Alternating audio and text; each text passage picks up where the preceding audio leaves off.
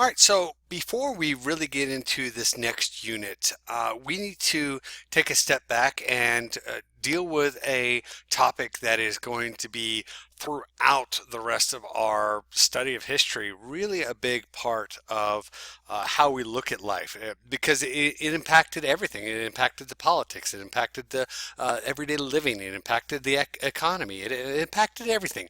And so, obviously, the biggest part of ancient civilization, early civilization, some of the things that we're talking about with the Middle China, dealing with the Persian Empire, the Greco-Roman Empire, and then obviously dealing with the Islamic Empire. This is all in the Middle East and Eastern region. We haven't really even touched the European side of it, although we'll obviously touch the European side when we deal with Greece and Roman. But the biggest thing is religions, right? Religion plays a part in everything. Even if you're not religious, this still plays a huge role in how people think, even if they're against a certain religion. But there's a lot of stories and creation stories. There's a lot of stories about mythology, about how things came to be, and a lot of times people explained scientific ideas and ideology through religion, through the gods, through whatever way that you wanted. Sometimes the priests used religion as a sense of control. Sometimes priests and the rulers used religion to help a society become better, become more interactive and upstanding society. You got morality that's involved in that, and ethical types of things. So anyway, the bottom line is we at least have to do the big picture of religions. We've already talked about a couple of them, and I'm just going to do a real quick overview of the main religions of the time period that we're dealing with. And so these are within a 2-3,000 year time period. All right.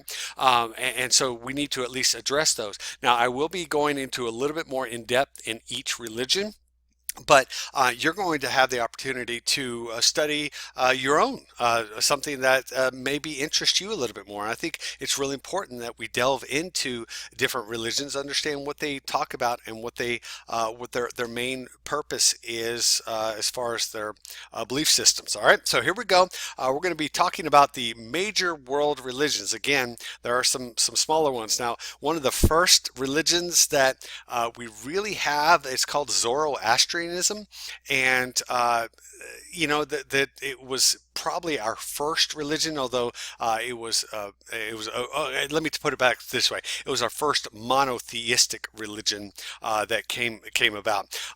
So you've got Judaism. All right, Judaism is the founder would be Abraham, or Abram, if you look through some of the Jewish scriptures there, around the time of 2000 BCE. Although there's a foundation story, right, creation story that is discussed when this goes back to most scholars will say 4500 BCE. All right, and the scared writing. I gotta change that. Let me just go ahead and do that because that's going to be funny. All right, the scared writing, sacred writing. See if I can change that. No, say. Cred. All right. So the sacred writing is the Torah, and this is the Pentateuch is the first 5 books of that Bible. Penta meaning 5, and Tuch meaning law. So you've got the Torah. This is important concept is monotheism, belief in one God. You've got a covenant or an agreement between God and Abraham.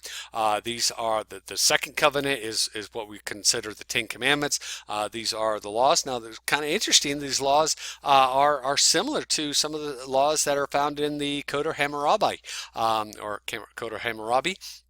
And so it's interesting which one came first. Did which one influence the other? So it's fascinating to do some of that.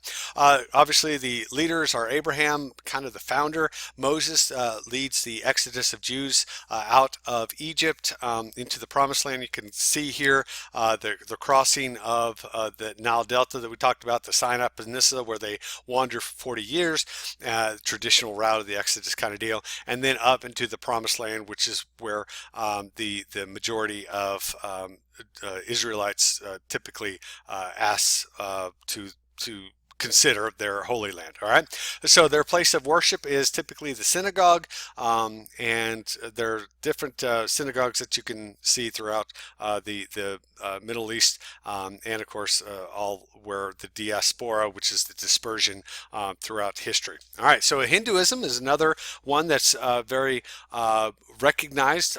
We don't really know who the founder was, not really sure when the time period was, but it can be traced, at least that we know of, to the 1500 BCE when the Aryans invaded the Harappan area. This is of course in India. Hinduism has sacred writings of the Vedas or Vedas, the Upanishads or Upanishads, and the Rig Vedas. Again, there's a lot of history, a lot of religious literature and text that almost very difficult to read because they use the Sanskrit, which is a type of ancient writing that's very hard to decipher at times. So the important concepts, they do have the idea of rebirth or reincarnation, and karma being the moral law. So if you were good in this life, you could be reborn into a better idea. But that also brings into its equation the caste system, right? The caste system is something we've talked about before. So you got Dharma, which is appropriate behavior, Atman, which is the individual soul, and the Brahman, which is the world's soul. So Brahma is the almost the god, and the goal in the end is to merge with Brahma, and so that you have your Atman and the Brahman are combined. All right, so Dharma is appropriate behavior. Here we go. The Moksha, which is liberation from desire and suffering. And that's the end result of all the goal of life, is to liberate not only your physical body but also your soul. All right, and that's the caste system that we talked about before. That social classes based on occupation, and yes, we're talking about different. Ideas of coming back into different animals, that kind of stuff, but for the most part, the caste system is dealing with social classes as well. So the leaders are teachers or gurus and Brahmin priests, and then the places of worship would be a temple and home. Your gods are taken at home. So Buddhism is another pretty good, well-known religion. Siddhartha Gautama, Buddha, the enlightened one. That's we call him Buddha, but actually the Buddha says or means the enlightened one. And so that is the idea of Buddhism, is to become enlightened. This is around the 563, 483 BCE.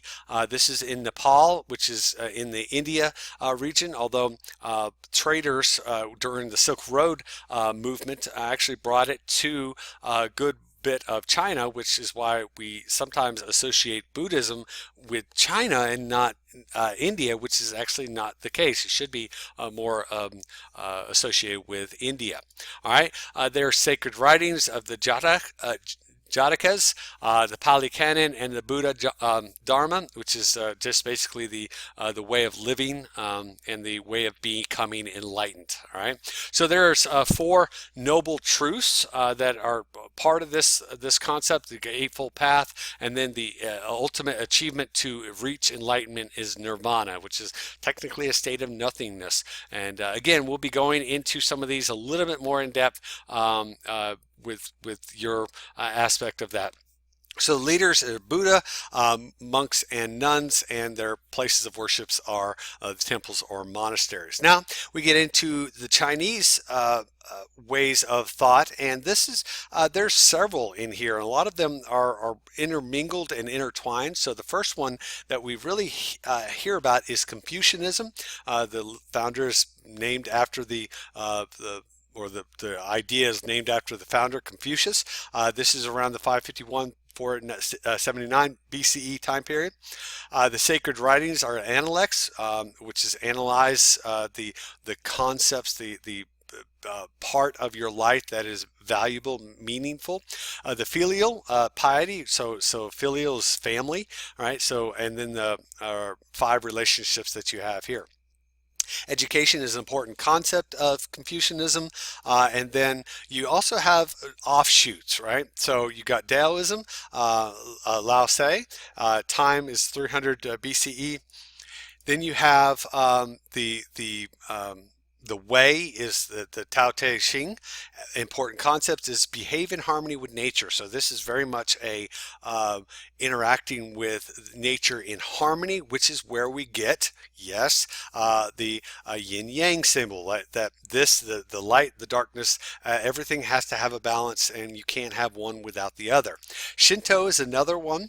This is an ancient Japanese religion. I'm not really sure where it came about. Basically prehistoric, just simply because we don't have a time frame on this. So Shintoism is the actual term for this, and the worship of kami or Japanese deities is a big part of this religion. They have shrines. This is where you got your typical shrine look and feeling here. Now then we turn into Christianity. Most of us are a little bit more familiar with this particular religion, whether you are or not.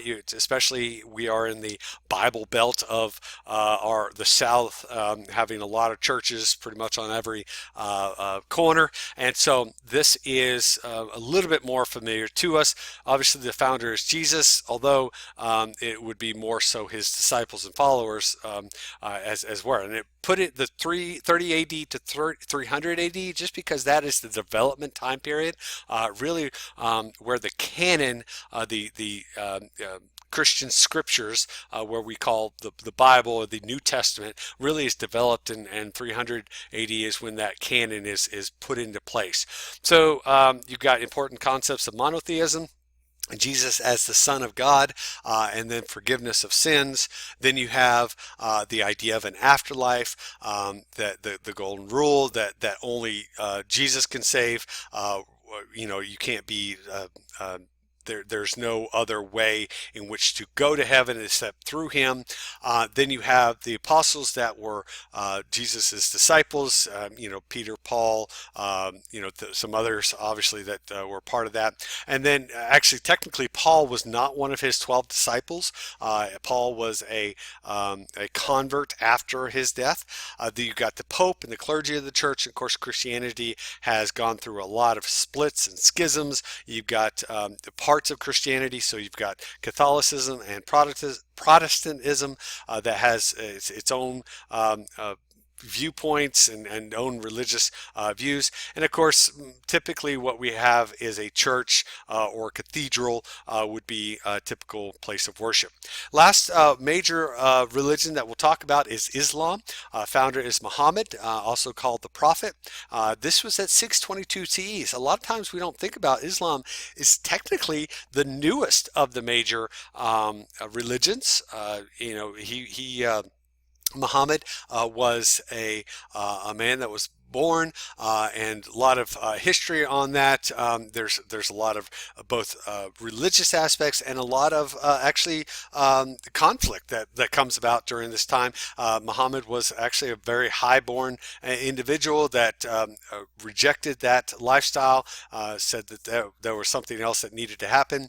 The Quran or Quran is sometimes pronounced is their holy writings, but they also have different ways in which the Islamic people take their knowledge from different groups, different people that are part of their faith. You've got 5 pillars. So you got faith, prayer, alms, fasting, and pilgrimage, or the Hajj. And this is a once in a lifetime, which has kind of been interesting as of late because of the COVID thing, that some of the leaders in the Islamic faith have said, we don't want you to come to the Hajj because of the issues that are surrounding the coronavirus. And so this has been an interesting debate within the Islamic community.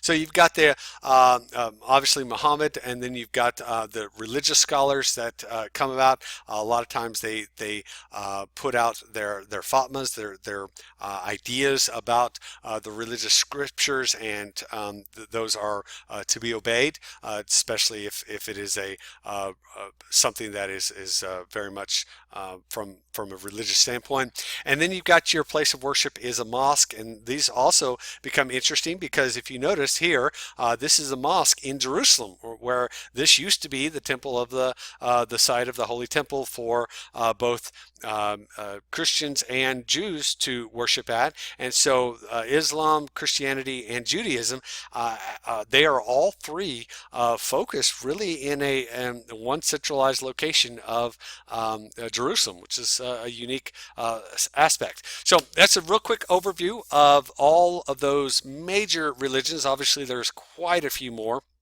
One of my favorite religions is the spaghetti religion. We'll talk more about some crazy ones out there. It's a lot of fun to look at different religions that are a part of society and why. Why is religion such an important aspect of a person's who they are. And even if you're not religious, you still have to identify and come up with reasonings for what your existence, purpose of your existence, what is life all about? What am I here for? Where do I go?